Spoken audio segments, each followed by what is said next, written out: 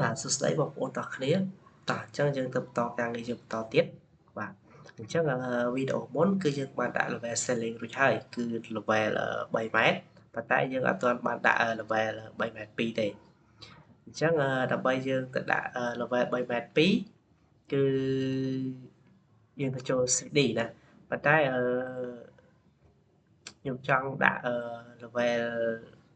3ម៉ែត្រ2នៅ Office មុនបាទអញ្ចឹងយើងចូល 3D មកបាទចូល 3D ហើយចូលកន្លែងនេះយើងចុចឲ្យយកពាក្យ setting សិនបាទអញ្ចឹងយើងចូល 3D តោះមកយើងបង្វិលវាបាទយើងបង្វិលវាបែបហ្នឹងមកបាទតោះមកយើងរុញវា zoom វាតិចមកបាទ zoom វាដល់ប៉ុណ្ណេះមកបាទតោះមកយើងចុចយកពាក្យ cut out បាទយើងចុចពាក្យ cut out បាទតមកទៀតគឺយើងរកពាក្យ rectangle បាទ rectangle cut out ហ្នឹងមកតមកយើងគូសលើវាបន្តិចមកបាទអញ្ចឹងយើងកាត់ទៅតង់ជាមួយនឹងកាត់យើងកាត់ជាមួយបន្ទឹកសិនបាទព្រោះអានេះយើងត្រូវកាត់2ដងបាទអញ្ចឹងយើងត្រូវកាត់បន្ទឹកសិនបាទអូខេ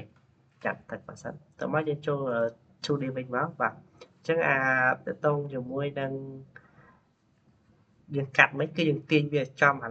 កលៈពិដានបែបហ្នឹងបាទទាញវាចំមក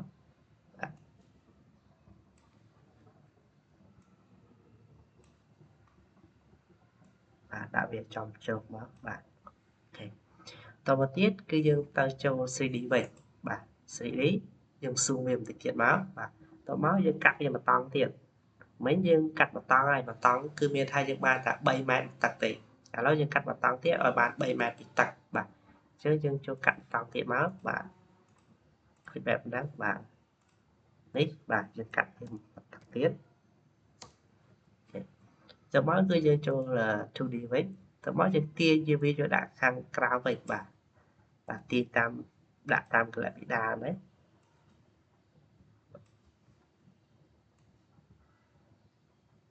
បាទអញ្ចឹងយើងបានដាក់រួចរាល់ហើយអញ្ចឹងយើងអាចទៅ check មើល section បាទអញ្ចឹងដើម្បី section យើងចូល right វិញមក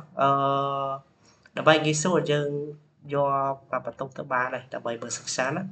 អញ្ចឹងយើងយកបន្ទប់ office បាទបន្ទប់ office គឺចេញបែបនេះអញ្ចឹងយើងមើល section គឺយើងមើល section អូខេអញ្ចឹងនេះ section បែបនេះបាទនេះយើងមើល section ណាអញ្ចឹងយើងចង់ដឹងយើងចាក់ម៉ែត្រវាតើវាបាន3ម៉ែត្រ2អត់បាទ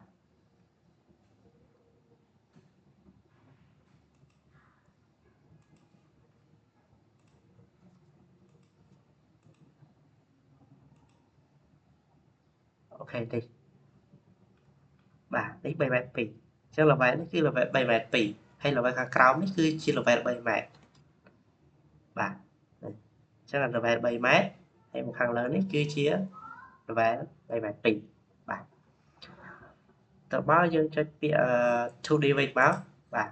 ហើយដើម្បីឲ្យវាត្រឡប់ទៅភាពដើមវិញគឺយើងចុច story 1បាទ story 1វានឹងមកវិញហើយបាទ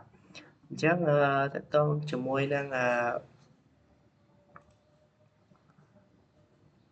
office គឺយើងបានធ្វើរួចរាល់ហើយគឺឥឡូវយើងចូលបន្ទប់ meeting room បាទបន្ទប់ meeting room អញ្ចឹងយើងចូលដូចមិញមកយើងចូល 3D ហើយយើងទៅរកកន្លែង meeting room បាទទីតាំងនេះគឺជាទីតាំង meeting room បាទអញ្ចឹងយើងយកពាក្យcut out ដដែលមកដូចជាពាក្យ rectangle cut out បាទចាប់វាបន្តិចមកកាត់វាចំនួនបន្តិចបាទចូល 2D វិញមកទាញវាឲ្យចំកលៈពិដានខាងក្នុងបាទ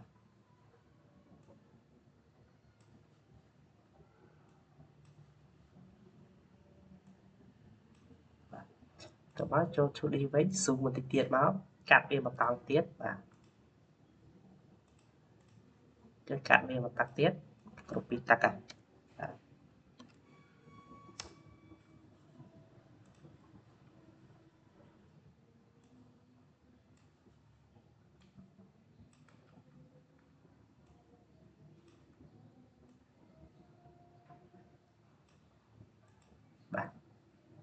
rồi đấy rồi báo dương cho bedroom tí phí cho dương rồi bedroom tí phí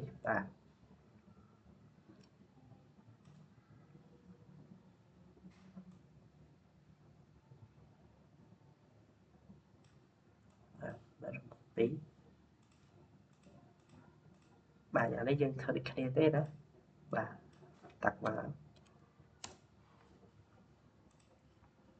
sau đây trong cái lạc bị đào hoặc nấu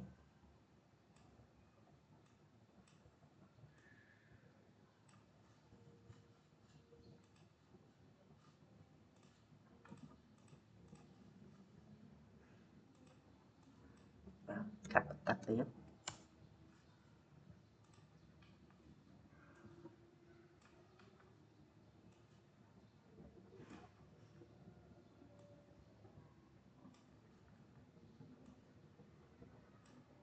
bà chân bị qua đấy chân nào và tập tiếp bedroom và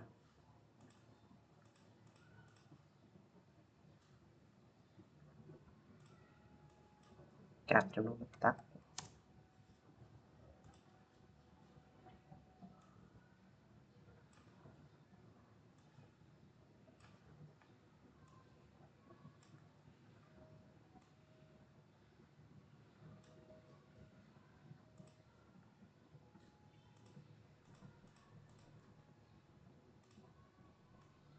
cắt tắt tiếp